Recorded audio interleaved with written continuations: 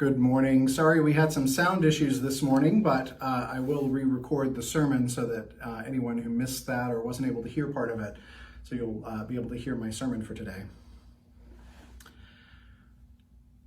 In the name of Christ, the way. Amen. The gospel lesson this morning sounds like it could be a plot line from the series American Horror Story. And it is October, that time of year when they typically release their annual series that's like a horror film, but shot in around 10-hour-long episodes.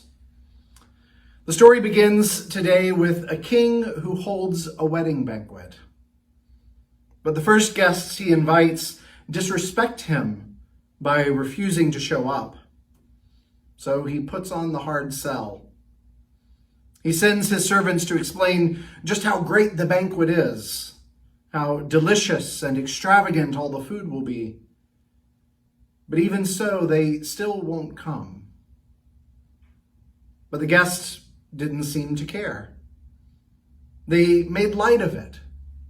Some even captured the servants who'd been sent with the message and mistreated them. Some even killed them.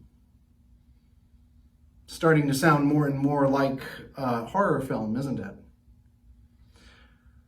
The gospel goes on to tell us that the king was enraged. Not just offended, not hurt, not angry, but enraged. And so he sent his henchmen to kill those who had been invited. And he didn't just kill them, he burned their cities. He wiped the earth clean of them. It's at this point in the story when the first real questions start to emerge. If these folks were so bad, why were they invited in the first place? And if this king has this kind of temper, why would anyone want to go to his party anyway? But the horrific tale isn't over yet. The king moves on after his rampage and just pulls people in off the streets. Anyone around can come to the banquet. And we know how this king responds to his guests when they send their regrets. So you can imagine everyone that was rounded up must have come quickly. Well, one guest, perhaps responding a little too quickly, wasn't quite prepared. He wasn't wearing the appropriate wedding robe. The king confronted him about it, and when the guest was left speechless, and let's be honest, who wouldn't be speechless in the face of someone so ruthless? The king had him bound hand and foot, and then cast him into the outer darkness. The story couldn't fit into a horror movie any better if it had been set in a haunted summer camp in the woods. But of course, this isn't an historical account that Jesus is telling the people. Like most horror films, it's an allegory. Its real meaning is hidden beneath the specifics. And the real meaning here, if we can move past the harshness and the horror, is about what it means to be a Christian. What it means to follow God in the way that Jesus showed us. I think the main takeaway from this allegory is that while it is important as a first step to show up, it's not enough to just show up. A lot of times the popular idea about what it means to be a Christian is to go to church on Sundays. Or in these days when going into the church building isn't available for a lot of people, at least going to church online. And it is important to show up. It's important to be present with other believers in whatever way we can. To stand in solidarity with the faithful. To immerse ourselves in the teachings. But it's never enough to just show up.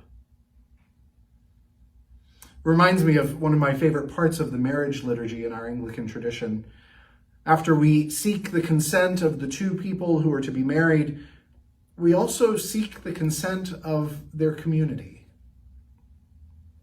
We ask them, the people who are gathered to celebrate the wedding, will all of you witnessing these promises do all in your power to uphold these two persons in their marriage? It's lovely for people to go to weddings. It's lovely to celebrate with people as they begin their lives together. But we need to do more than just show up. We need to commit to supporting them, even when the party is ended. The same is true for living a life of faith in God through Jesus Christ. Last week, the parable called us to show the, quote, fruits of the kingdom. In other words, to show the signs that our lives have been changed. This week, the parable drives that point home. I don't think God actually cares what we wear the way the king cared about the wedding robe. But I do think God expects our lives to show that we didn't just show up. To show that we are here for a purpose. To show that we are ready. For the wedding guest, it would have been shown by the wedding robe. But for us as Christians, it's shown by living our lives with the mission of Christ at the forefront. To let our faith define our lives. Through the good and the bad, when it's easy and even when it's harder. This story sounds harsh, but don't get lost in the specifics. Don't let the vehicle keep you from seeing the destination. The destination is living in closer union with God through Christ. And not just on the surface, but at our very core. Amen.